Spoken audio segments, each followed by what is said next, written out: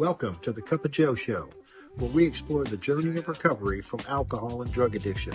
One story, one conversation, and one step at a time. I'm your host, Joe, creating a safe space for honest discussions about the challenges and triumphs of addiction and alcoholism. In each episode, we'll hear inspiring stories and uncover tools that make healing possible.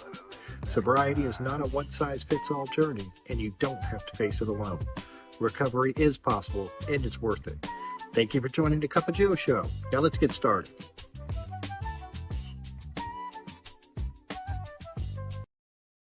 Hey everybody, welcome back to the Cup of Joe Show.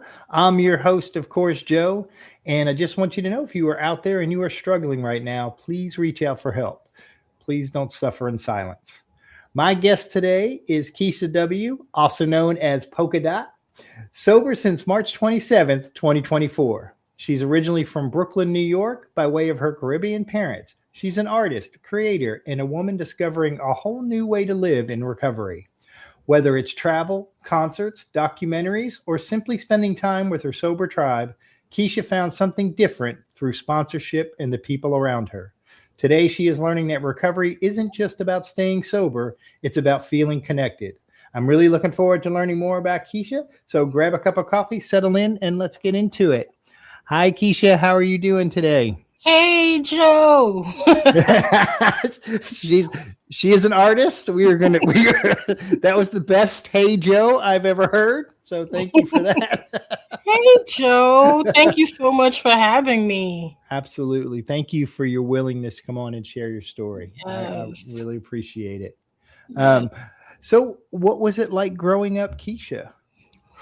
So I'm from Flatbush, Brooklyn. I was born in the 80s to a teenage mother who didn't believe in getting rid, if you know what I mean. So she had me 2 weeks after her sweet 16. And I grew up in a house with her, my grandmother, my grandma's sister, basically my entire family, but not my father. Childhood was more than normal. I had literally everything that I needed, from all the amenities, just everything. Straight A student. Even though I had a young mother, she was very big on education. So she actually went back to school, finished high school, finished college, and she has 2 masters now. So she's really big on education. So I had to be the straight A student. I had to be the top of the class. I won bookmaking contests. So literally anything I put my mind to, I set the bar high because I really wanted to just please my family and be what they expected me to be. So years later, I want to say I was about 10 years old.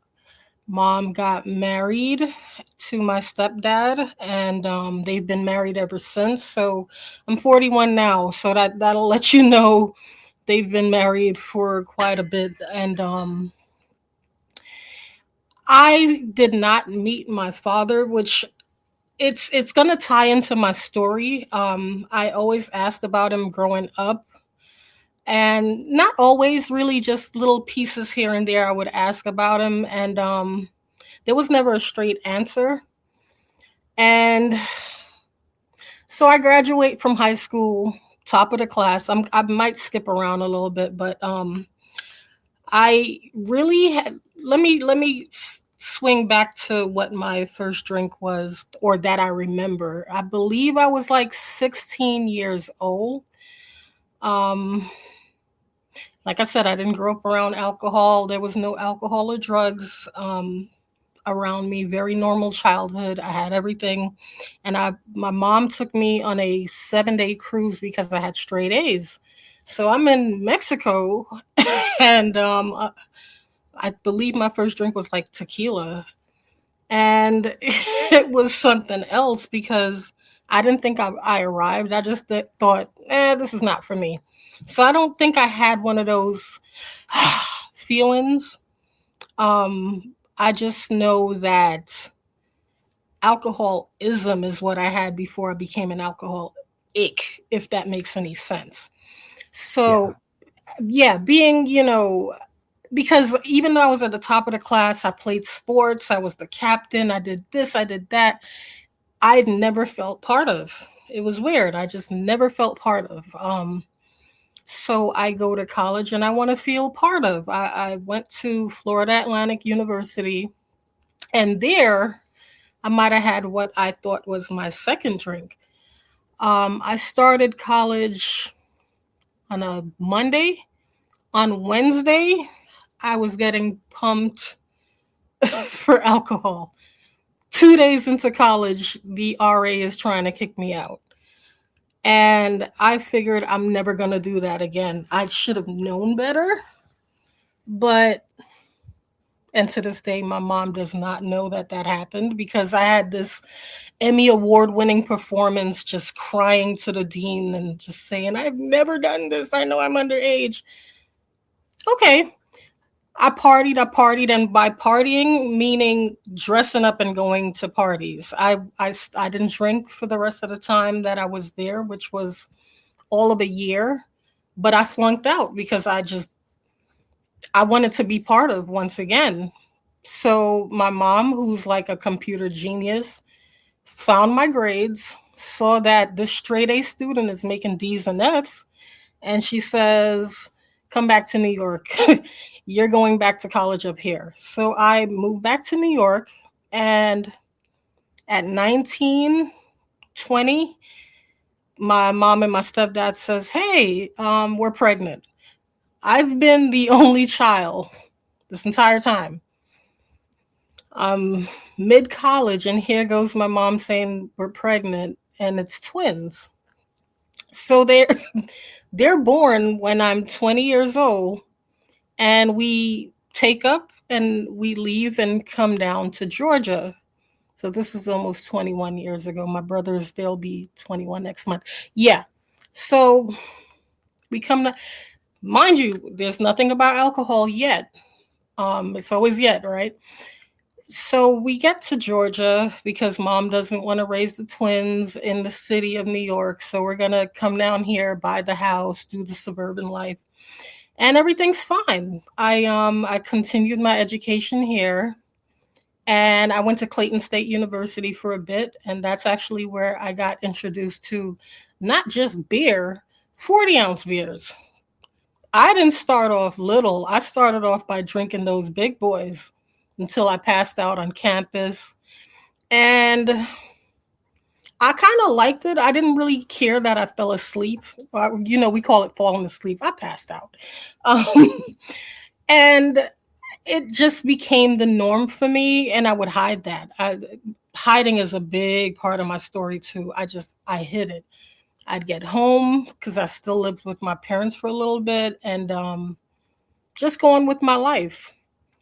So when I was 23, how far are we into the story? So when I'm 23, one of my friends from college in Florida, he came to Georgia and was like, hey, Keish, I'm in town. This was April of 2008. I was 23 years old. I'm in town, just come see me. I didn't do drugs. The only thing that kept me up was caffeine. I used to drink a lot of energy drinks, and I used to do artwork. Part of, my bio is that I'm an artist. So I used to stay up late at night and do artwork, whether it's painting shoes or whatever for people. So I did not sleep for about 3 nights. And here he comes on Saturday, April 20th, saying, it's my sister's birthday. Yes, it was 420, by the way. It's my sister's birthday. Come out here. Okay. I think I had the biggest God moment in almost my entire life that night, because I get in my car. It was my first car, and I turn on the car. First of all, I was about to fall asleep. I said, if he does not contact me at 10 o'clock, I'm not going. 9:58, I'm starting to fall asleep, and he calls my phone. So I was like, ooh, I almost didn't go. Get in my car, turn on the car, start to drive. 5 minutes in, my check engine light comes up. And that was sign number 2 right there. I get on the 285. I don't know what state you're in, but I'm in Georgia. The 285 is like the biggest thing. But I get on there, and the one sign that is overhead that I've never seen except for that one day, it said, "Do not enter, turn around." It's telling me to turn around. My check engine light pops up, and it's telling me to turn around. Did I turn around? No. I kept going, and I successfully hung out with him, or so I thought. And I know I drank, but I drank a really small amount because I didn't sleep in days, and I knew it was going to affect me. So I decided to play. I produced music, so I decide I'm going to go home. It's like 2:00 in the morning, and I get behind the wheel, and I was like, "Hey, I'm going to blast my music, roll my windows down, I'll be fine." Okay. Did not put my seatbelt on. And this was Saturday night. I woke up almost Monday morning. So what happened in between that time, I went the wrong way on the road, sleeping, and I fell off the 285 bypass, not wearing a seatbelt. Went into I guess what it was, a wall. And a limo driver found me, not knowing there was a person in the car because my car was on fire. He decides to extinguish it, but he saw legs hanging out the window and my head somewhere lodged under the dashboard. He reached into my car. Apparently, this is all the story that I heard from this limo driver I haven't met to this day. He reached for my phone, called it, I guess took my number, called the ambulance. Apparently, I flatlined. I was a goner. They resuscitated me, and I broke my C5, 6, 7 vertebrae, and there was no hope for me to walk again. So I'm in the hospital, and once they contacted my mom, and she gets to the hospital and sees what's going on. She wants to know, out of nowhere, was she drunk? They read off things, and they said she did have some alcohol in her blood. I'm going to make the longest story about me coming out of paralysis, because I was paralyzed for some months. I get out the hospital. I was in the hospital for at least 5 months. I get out the hospital, and the first thing my mom does is takes me to an AA meeting. I'm 23 years old, just because I had a little alcohol in my system. She didn't know that I was drinking or anything, like my 40 ounces during college times. She takes me to an AA meeting in Noonan, Georgia, which is like the woods. In the basement of a church. And I'm surrounded by just older white men. I'm 23 years old from Brooklyn, New York. And I'm in this circle with these people, and I have no idea what the hell they're talking about. I'm like, get me the fuck out of here. So I sit there, and something stuck with me. Mind you, I'm about almost 24 years old, and I'm 41 now, and this thing stuck with me. She took me every Tuesday to this meeting, and I'm sitting there, and across from me is a guy named Tommy, and they're talking, and he's like, "I know if I drink again, I'm gonna die." And so, like, drink again and you'll die? So a couple weeks passed, like maybe a week or two, and I know he used to wear like this motorcycle jacket and everything. And I'm like, where's Tommy? He drank again and he died. That stuck with me, even though I didn't think I identified anything with them. That stuck with me. And I finally, apparently, when I was in the hospital and all of this was going on, my real father was contacted. And I find out that my real father is an alcoholic. The biggest reason why my mom kept me away from him is because his whole family, they drank. His mother gave him his first drink, and the entire family drank. So I met them one time. I've met my father's family one time in my 41 years, including my father. 20 minutes of my life, I've met this man, and I still have this disease. So we're gonna go to my twin brothers. They were 2 when this was happening, so my mom didn't want them to see me or anything. But I get out the hospital and I'm just so successful. I'm forgetting where I came from. I'm forgetting that all these things was happening.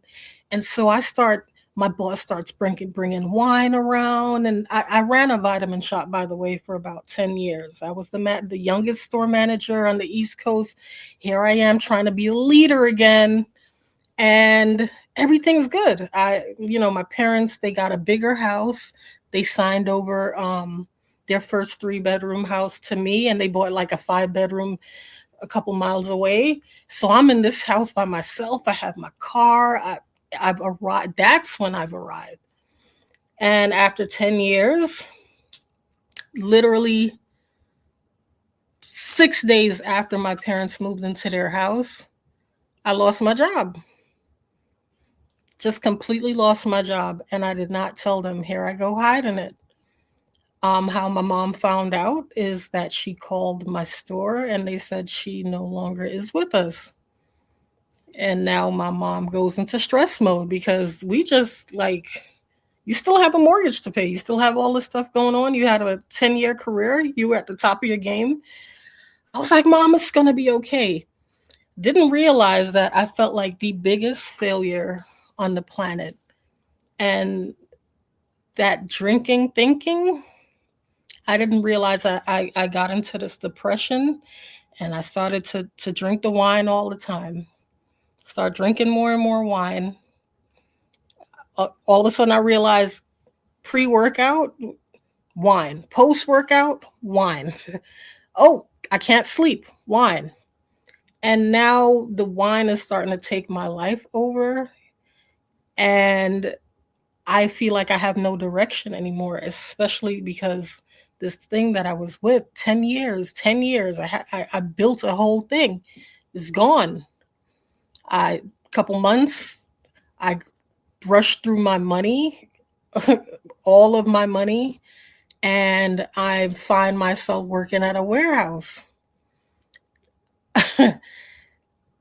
There, I pick up smoking Black and Miles, and I realize all the things that I thought I would never do. This is beneath me. I'm there. I'm at the work. I start looking for the wine. I'm starting to lose jobs here and there, these little tiny jobs. And I decide I'm going to go back into the music business. So there I pick up, I'm on Instagram. I'm doing this, I'm doing that. And I like something called battle rap. I don't know if you know what that is. But I do actually. I'm not going to battle. I am not going to battle you, but no, I do. No, I'm a battle rap connoisseur. Like, I love battle rap. And that's awesome. Yeah, and a famous female battle rapper, the highest viewed female, found me on Instagram, and she's like, start producing for me. So we connected, and immediately that's where I was introduced to my first and last love, Bacardi. I start traveling with the battle rappers. I'm in the front. Everyone sees my hat. I'm like, yeah, I'm doing this. And what I didn't realize is that everyone's drinking, everyone's doing, but I'm the one embarrassing myself. And it got to a point where I couldn't function without it. We're partying, we're drinking, but I'm still running downstairs to drink more and come back upstairs acting like I was drinking the same amount as them. They're telling me that I'm the embarrassment. So I'm just like, you know what? Fuck all of y'all. I don't need any of you guys. We fall out. I can just drink at my house by my damn self. So I cut ties with these battle rappers and I decided I'm going to go full time with this Bacardi because I like the way it makes me feel. And jobs are starting to get lost again. I'm trying to contact my parents for help with my mortgage. They're trying to figure out what's going on with me. Now I realize I'm avoiding my family. And it 365 days in a year, right?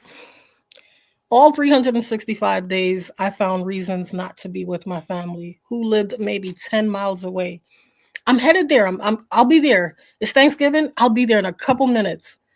And no, I'm not there in a couple of minutes. I'm drinking.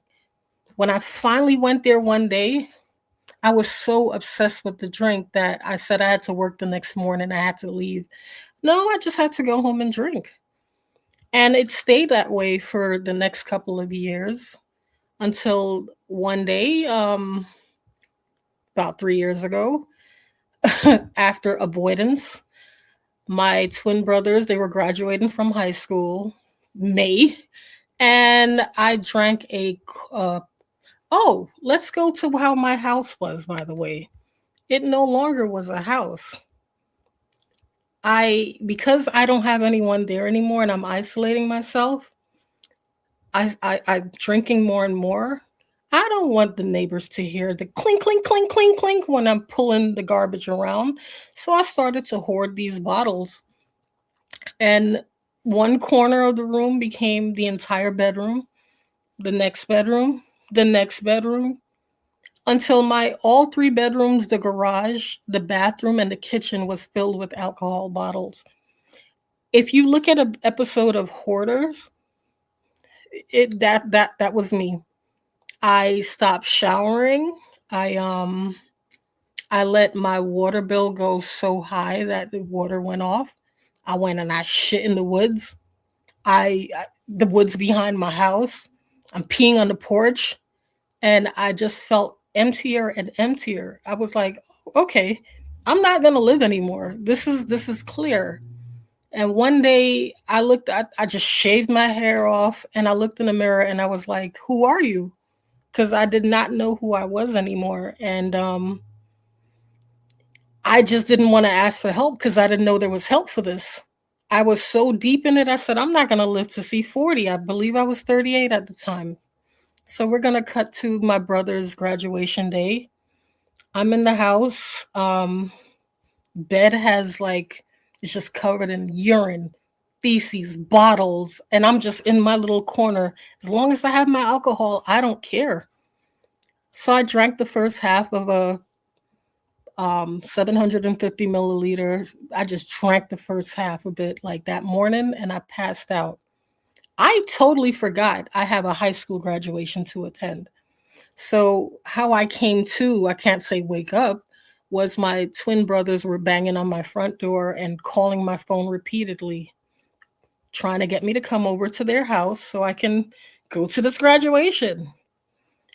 I answer the phone and I say, give me a second. Don't try to come inside. I'll be outside in a second. So I drank the other half of that. I downed it really quickly.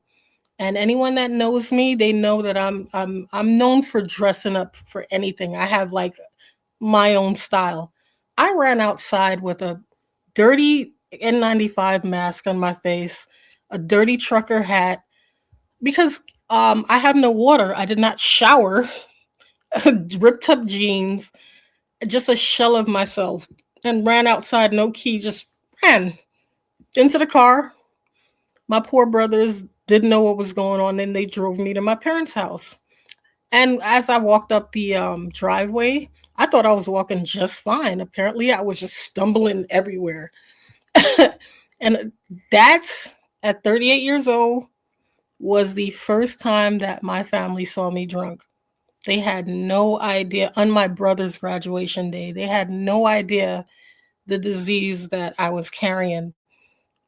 And my parents decide, you're not going to this graduation. I was like, are you kidding me? They only get this one chance. Please let me go. I'll do whatever after. No, your life is more important. And on my brother's graduation day, my mom had to drive me to Griffin, Georgia, to a crisis center for me to detox. And I thought it was judgment. I just thought everything except for how selfish I was, because I did not think about anything but myself. I get in there, I'm thinking they're just going to keep me for a few hours. They were like, give up your phone and everything. And I thought it was 3 days. 3 days later, what's up?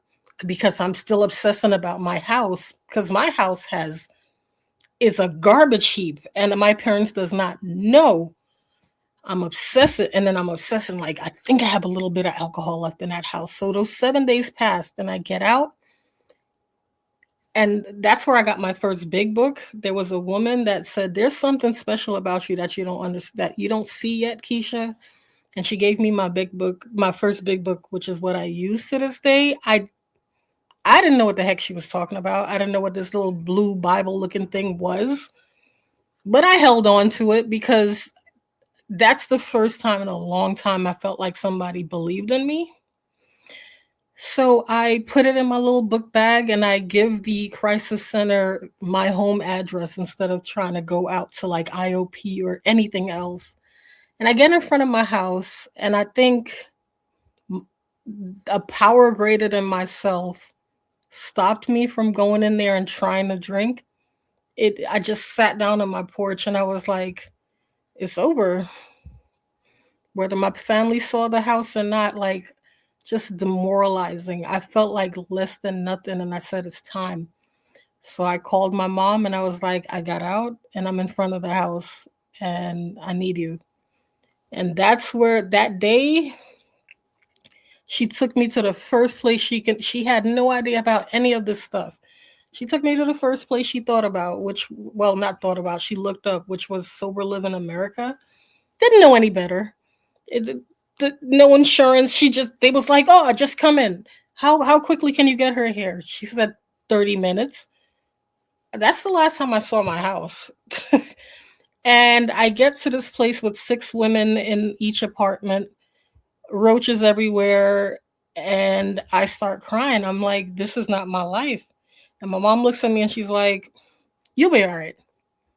You truly know yourself. You are something. And I realize that I'm starting to, people believe in me. I don't know how this is going on, but people believe in me. And I get introduced to Fifth Tradition.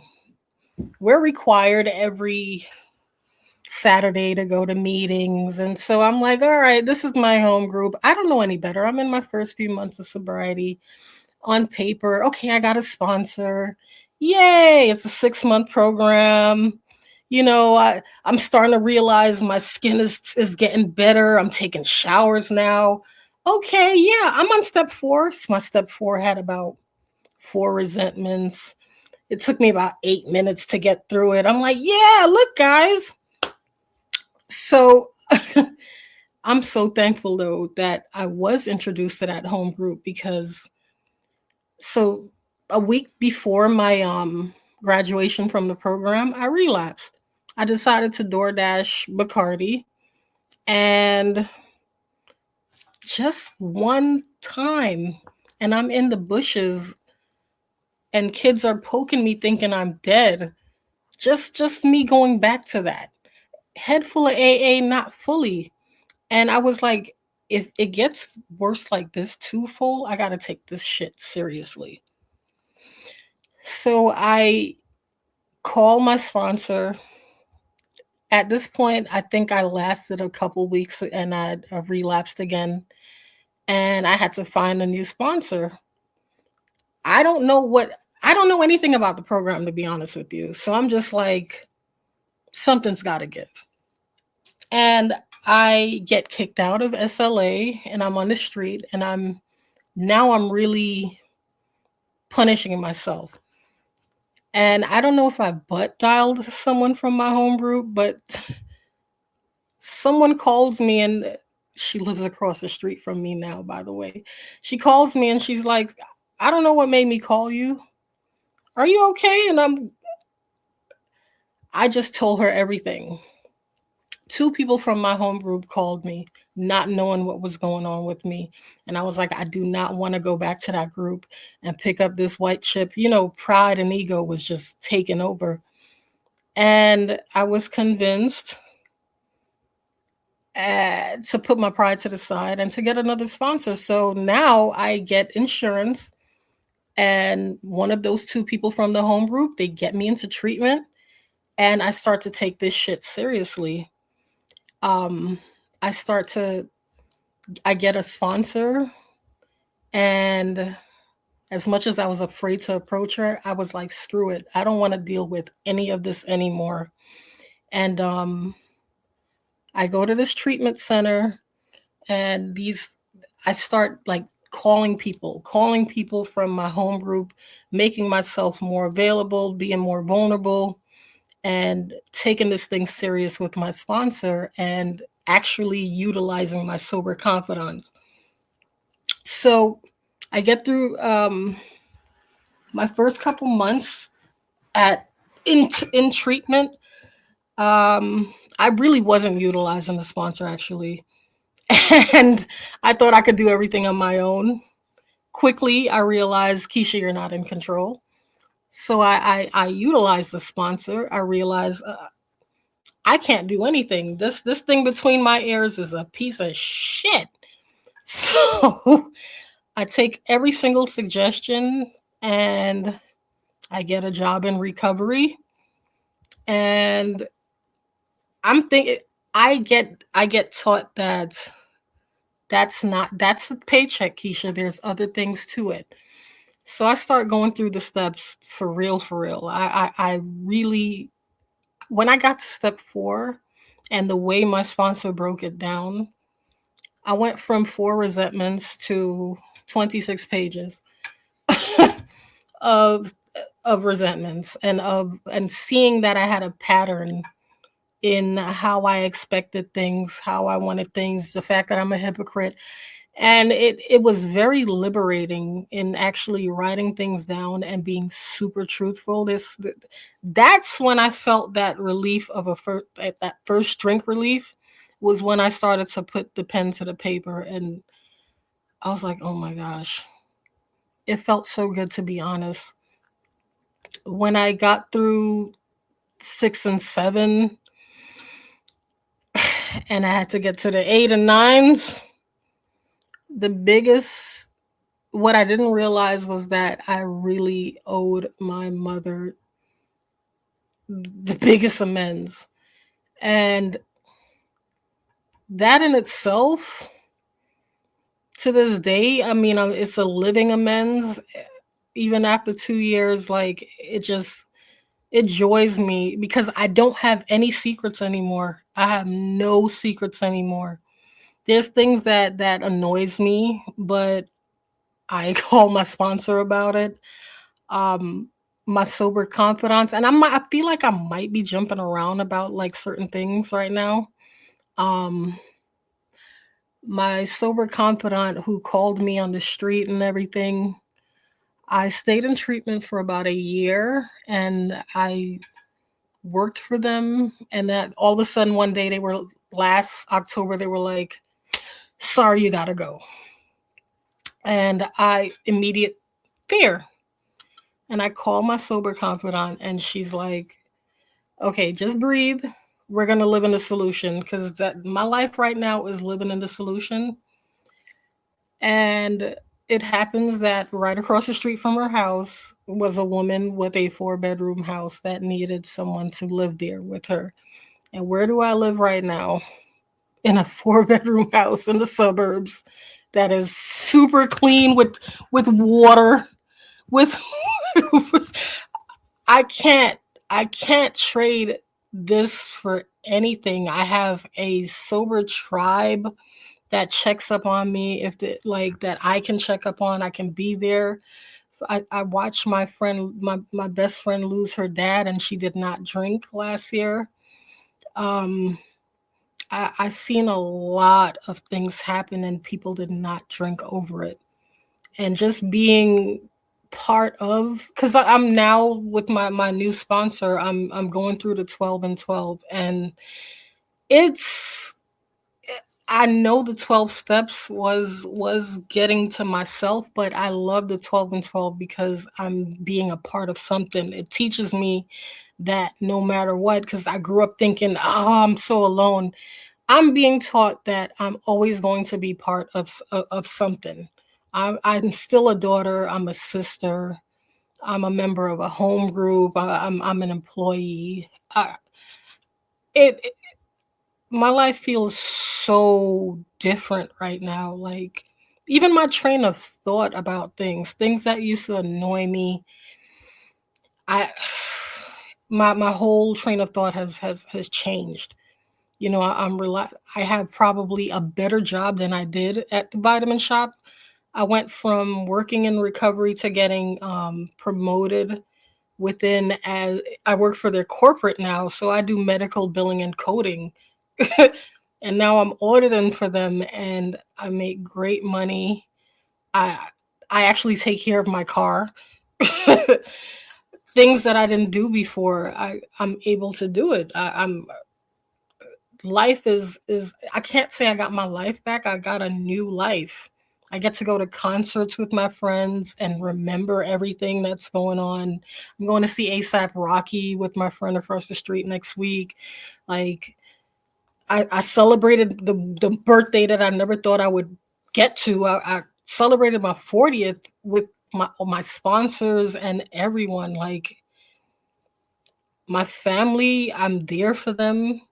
My brothers actually call me now, like, for advice and things to that nature. Things that I can be a sister. I'm available to be someone now. And I don't know. I can't, I owe this all to this program of recovery. I truly do. And I still have a long ways to go. My sponsor, she just celebrated 30 years, and she's like, "You're a toddler. I'm potty training you now, Keisha." And I'm sitting here like, "Mommy, wow, I'm a big kid now." Like, I'm still a kid, and I have to. She said something to me earlier that I had to write down, and it was just so funny. I was like a little bit complaining about work, and I'm like, "Wait, things are starting to get better." And she goes, "Stay loose for change, Keisha." And I was like, "Whoa, I'm going to say that." She said, "Stay loose for change, Keisha. You just never know." So it's so good to have a sponsor, because, like, I think, like, I can think all the way around something. I'm like, I know the ins and outs, and here she comes with that little part that I didn't think about, and now my whole I'm just like, oh. But yeah, I mean, that's a nutshell of my story. There's so much more kind of to it, but if you have any questions, please let me know. I think it's a great nutshell. I said, I said, Keisha made it easy on me. I like when people make it easy sometimes. You know what I was thinking, honestly, when you're sharing your story, it was because I know your nickname's Polka Dot, and I was thinking Polka Dot started to connect the dots, That's what happened. and that's what happened, and it yeah, and I think it's cool. And you're still relatively early on in recovery. You're Yeah, 2 years. yeah. What has surprised you most by with sobriety so far? Well, other than my thinking, Okay. Yeah. my thinking, like, I forever thought that my reactions to things would be be a bitch, do this Yeah. and do that, and, like, my Yeah. thinking, I actually second guess now, and, like, Yeah. just a whole new outlook. My Yeah. thinking, Yeah. it's inside before it's anything else for me. Yeah. You're muted. Of course I'm muted. I do that. I do that at once an episode. I mute myself. And I can see the whites of my eyes now. I'm sorry. I Yeah. had yellow ass eyes before, so Yeah. for those listening, that it could be a sign of jaundice. Go to the hospital if you have Yes. yellow Yeah. eyes. I was a walking scab with yellow Yeah, eyes. I looked like a Duracell battery or something. Like yeah. it was bad. You weren't alone in that. I came in very similar, and a lot of what you shared, like the way you were living, with the bottles and the house and the, you know, I was living the same way. It's like we're just existing, we're Yes. just existing, and Yes. and it's the difference now of being able to live. But yeah, my old sponsor used to call it stinking thinking. Literally. And he would tell me, this is not you, Keisha, this is me. He would always be like, Joe, sometimes you're just stuck on stupid. And I'm like, yeah, kind of am. That's kind of true. And Yeah. that's he was a wonderful, wonderful man, wonderful man. But Aw. so and you talked about sponsorship and how much it means to you. So um and you talk about your like a sober tribe, which I think for people out there, what you know what do you mean when you talk about a sober tribe? That's what we call it. So I have a group of women that we we get together to go to meetings, we pray together, we go on trips together, we set our time aside to find a balance. So no matter if your day is good or bad, you can reach out to one of them whenever, and they're there. We go to concerts together, birthdays come around, funerals come around. We're there for each other for everything, for all aspects. That's my tribe. And my family actually met them. Like we do things together with our families. Like that's where we're at now. Like my family was just across the street for Christy's husband's 50th birthday. Like, he met the twins, and it's just like, and it's this program does puts people that are unlikely together. Like my best friend's husband across the street goes to battle rap events with me. It's a middle-aged white dude, and here I and me, and we're in these battle rap events saying, "Get that motherfucker!" Like we are. This is what we do. Like this program is a miracle. This is what we do. Like, and that we consider each other family. There's no ifs, ands, or buts about it. That is my family. No, I absolutely love that. And it's I'm we kind of jealous. I'm we in do. Tennessee, He so actually you just know texted me, and he's like, did he? "I'm watching this battle right now." Now I'm gonna have to pull out the battle rap videos. Yes. But and well, and speaking of that, because I know you talk about your very creative, and in the drawing and fashion and art, and how has sobriety impacted your creativity? A lot. I mean, I no longer do the beats part of it, but fashion wise, it's skyrocketed. I've been like working on my own shoes. I'm a walking brand basically. So some days I get in the mood to rip up some jeans and add it to another pair of jeans. I'm gonna sit in this room and do that. And I actually have a clean room to do it in. It's not stinky in here. Like so it just allows my brain to I've been drawing things for people at work. Like it feels so much better. I'm more exposed to like I go to EDM concerts now, so I'm more exposed to different types of music. I love it. I absolutely love it. I have to do a shout out to my bonus son Ethan, who loves EDM music. Yes. We are, and I have to say this about Keisha because for those who know me, they know I'm a hat guy. I love hats, and she has the most awesome hat. And she's like, when I saw her, I'm like, oh my god, I love your hat. And she's like, it's my style. I'm like, this is my style. I literally have Really cool. probably 100 hats, and they're different types. Yeah. I'm a hat connoisseur.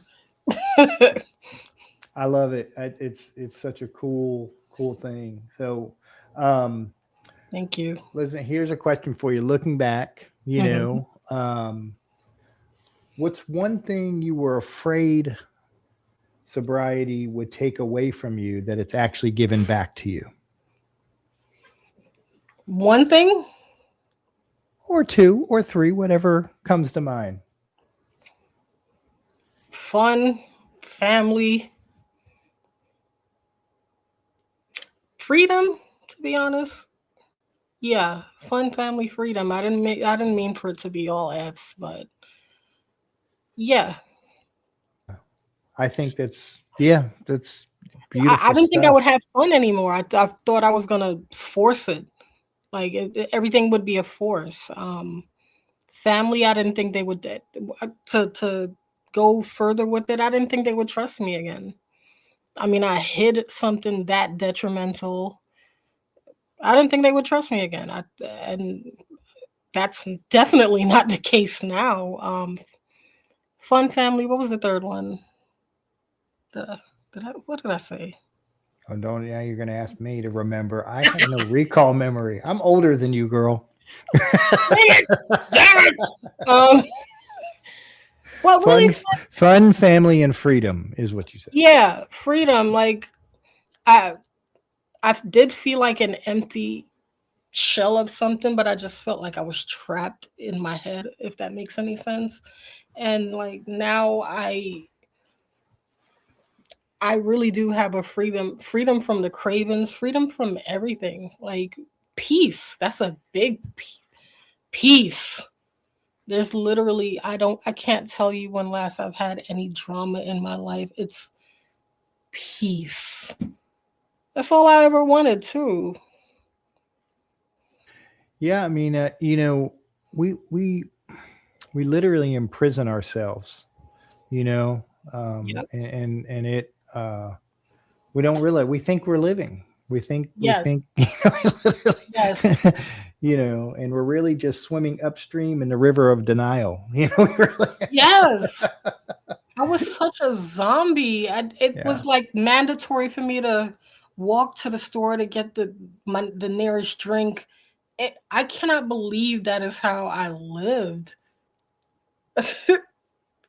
Well, and you talk about your family, and I don't, I always say, like, is it odd or is it God? And I don't think there is an accident. I don't think that there are coincidences. I think you, you know, you drinking on your brother's graduation day and them coming to your house because obviously they love you and wanted you to be there, and all of that stuff happened the way it was supposed to happen,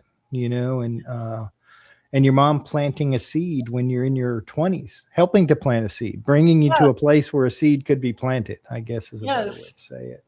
um, Yes. I was one of the things, because I know you were talking about when you were younger, you were top of your class and you were a straight A student, and you were, you know, do you think some of that, like the pressure of having to achieve or having to be more or thinking you had to be more, do you think that contributed to kind of that feeling of not fitting in or not being a part Absolutely. of? Absolutely. Even I mean, even when my brothers were born, I felt like I had a resentment because they were part of a full family unit with both their parents. I just still didn't feel like part of, and I worked through that.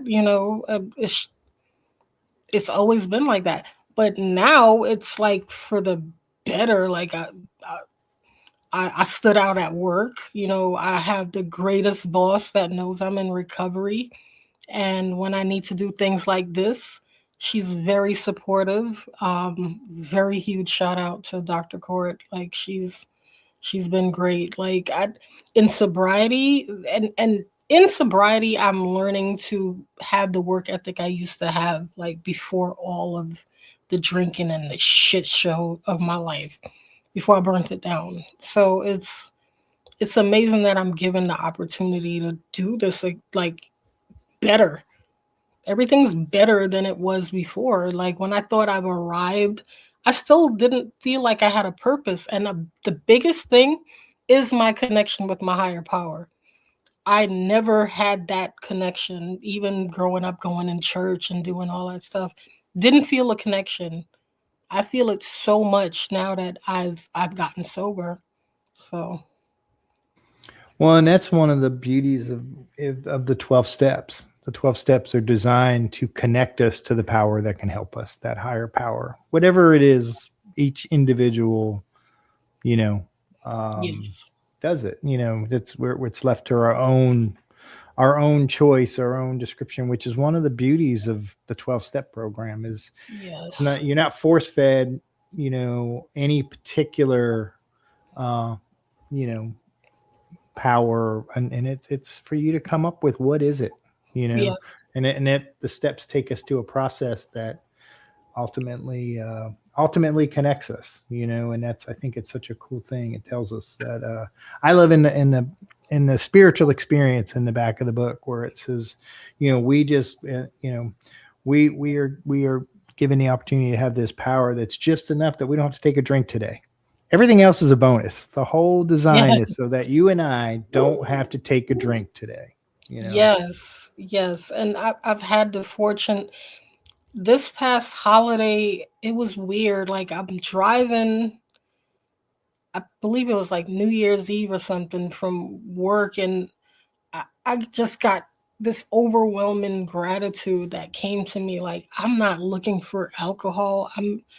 I'm just going to look to go hang out with my friends across the street, pop some fireworks, and just enjoy the fact that we're here in the moment. That was better than any let me go turn up with alcohol. Like I can't even think back to that now. Like my brain is not it's not tuned to that. But I tell you this, it literally is one day at a time. I know I can never drink again. To drink is to die. Like Tommy was right. Yeah, and sadly, some of us will die so that others can live, and Tommy was one of those. So Yes. rest in peace, Tommy. Ye- Um, the What would you say, ma'am, to somebody who might be listening who is feeling hopeless right now? I know it's cliche to say it gets better, but the things that I survived that I probably know that I didn't even talk about, I didn't think it would get better. I dreamt that there was someone digging a grave for me every night. It was so weird. And the, you put a tiny bit of light into a dark room, just a tiny speck. You're going to notice that more than the darkness. And it sounds cliche, but I really sat there in the dark for the longest. There are other people out there like you that wants to help, and we're just gonna grab onto each other and do this. Like someone needs you. You are part of. I didn't think I was part of, and I'm part of in a major way. I need people. I need my higher power, and they clearly need me. I thought I was going to be taken off this planet a couple times. I was supposed to. Now I realize no, I wasn't. You're here for a reason. Live long enough to see what your purpose is. Yeah. You're gonna find out. And that's the cool thing. I think we become what we were intended to be, at least more of that, more of what we were intended to be. I certainly don't live a perfect life, but Same. I'm a lot better than the previous version. That's for sure. I'm Yeah. definitely a better version uh, Yes. than before. Yes. Is there anything you wanted to talk about that we haven't? Um, little another God shot that's crazy, right? Because you start thinking about things after the fact. Um, when I was on the street for those 5 days, punishing myself, this is how I ended up in treatment, by the way. This it just makes my skin go, whoa. I was charging my phone at a gas station with my little blanket, just looking homeless, and this guy walks up to me and he's like, "I've been seeing you over here for a couple days now. Like, you hungry? You need something?" And this is a clean looking dude, headphones on, and he's like, "You need a shower?" Immediately, I'm on the defense, like, "Hey, what are you trying to do?" And he's like, "Listen, I'm staying at this hotel right here. You can take both my keys. Something is telling me to, I just feel like I need to help you." So I take both his keys and I take my little blanket and my bag, and he stays out wherever. I took his keys and I locked the door and I took a shower. And when I came out and I opened the door and to let him back in the hotel room, he was like, "Listen, wherever you need to be, please go there." And he tells me, my mother, sister, and niece a couple hours ago were killed by a drunk driver. A couple hours ago? So I start to Google car accident in Mapleton, Georgia. This is about 9 o'clock in the morning. Yes, a drunk driver killed his family a few hours before, and something told him to help me. And I didn't know what to say to him. He said, "Just wherever you need to be, go." He didn't know I had an alcohol problem. He didn't know anything. He just said something told him to help me. So I immediately get my stuff together. I'm like, let me go get the rest of my stuff from SLA and do what this guy said. So while I'm waiting on my Uber, he gets in the shower and it's like it finally hit him, and I just heard him banging on the wall, just saying, "Mommy!" That's when I was like, "Oh my God, he really just lost his family," and it hit him. I left the note. I thanked him. I got in that Uber and I went straight to treatment. What are the odds? That is the craziest. That's how I ended up in treatment. This guy just picks, like, Yeah. I'll Is it never odd or forget is it Benji. God, girl? Yeah, that would. I'll never forget Benji because Yeah. his family was killed by a drunk driver, and he wants to help me out. And I kept getting kicked out of the gas station area because I'm trying to charge the phone. They thought I was like a homeless loiter, or so I was able to go charge the phone by the hotel and everything. It was, Well, I yeah, don't want to tell you, but you were a homeless loiter at that I point, was Keisha. in a major way. You hear me? In a major way.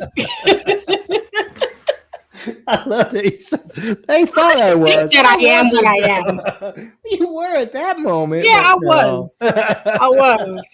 I really Hey, was, though. man, I thank you so well. Thank you for sharing that. That is powerful, and that is power. That Yeah. is what Uh, that's just an amazing thing to the man lost his family, and the first thing he did was try to be of service to someone else. We can all learn a lesson from that. You know, that's wow. That's wow. Uh, Yeah. I don't know how I forgot that in my story, but thank you you for didn't. We got it in there. that. We got it in there, and I think that's it's a powerful way to really put a bow on your story. It really is. So thank you for that. Um, but I can't let you go without doing our rapid fire questions. No Let's have pressure. it. Are you ready? I'm ready. All right. What is your favorite recovery slogan? It works if you work it. What is your It- leak? Oh, you know what? I had to answer quick, right? You can answer however you want. It's your story and your questions. I don't know. To me, it's just God grant me the serenity to accept the things I cannot change, because I just have to remind myself that so much that it's become my favorite thing to do, because I want to control everything. What is your least favorite recovery slogan?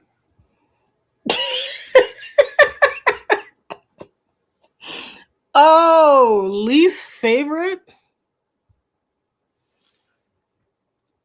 Damn, there's a least favorite? Dang.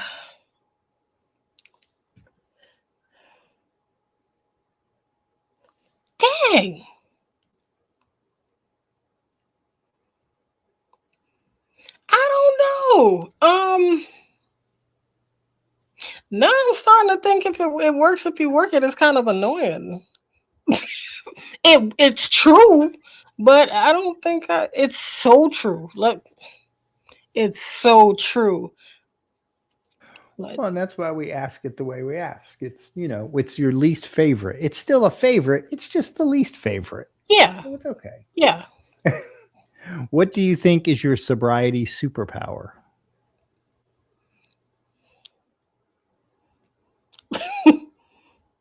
My sobriety superpower?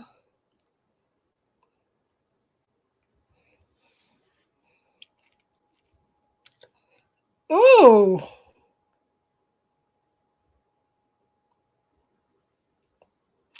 I don't even know how to answer that question.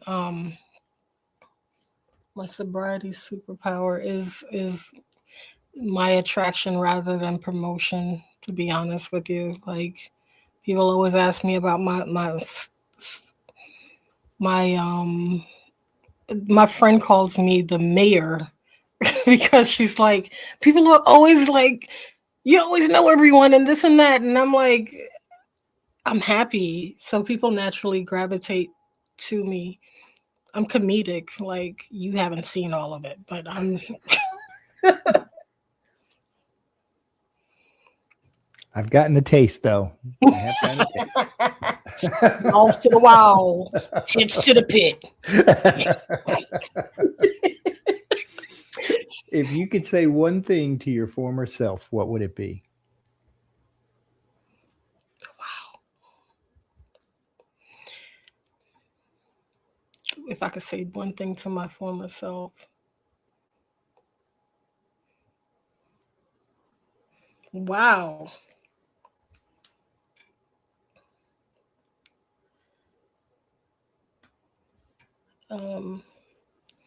You've always been worth it. What song do you play to lift your spirits when you need a boost?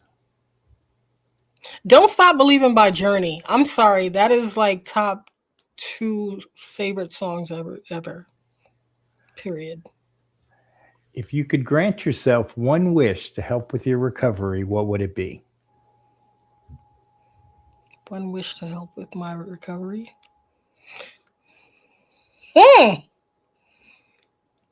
For my ego to disappear. What step do you love the most?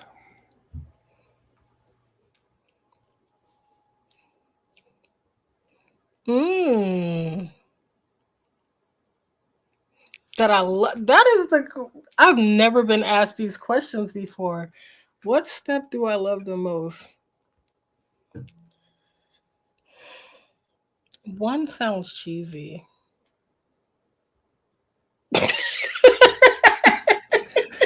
I wish you could see her. She's giving me the eyebrow. She's literally answering and giving me the eyebrow. Cheesy. I want to say 3. Okay. A lot of times I don't like evaluating myself. So I would 3. What step do you love the least?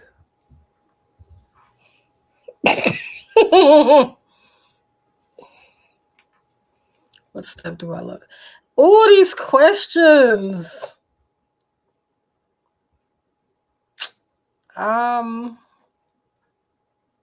mean, love the least would be like 7-ish. 7 Ish. 7-ish. What is one of your favorite movies? Clueless. And finally, if heaven exists, what would you like to hear God say when you arrive at the pearly gates?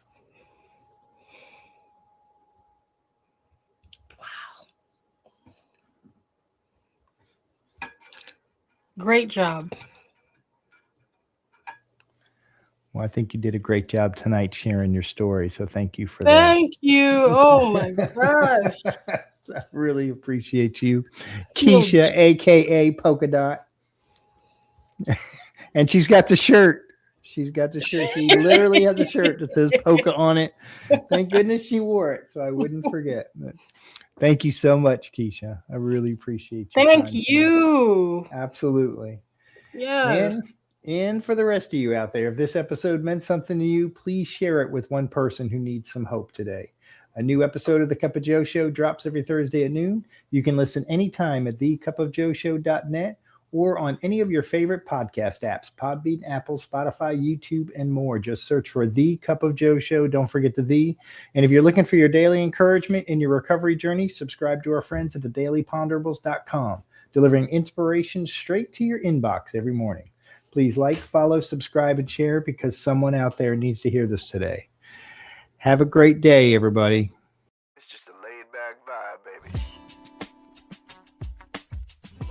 We hope you enjoyed today's Experience, Strength, and Hope. We are so grateful you decided to join us. Please share this episode with someone who might need it. Also, don't forget to like and subscribe. Remember, no matter where you are in your recovery journey, you are not alone. Reach up and reach out to someone. Please do not suffer in silence. Until next time, let's take it 1 minute, 1 hour, and 1 day at a time. Thanks for listening to The Cup of Joe Show.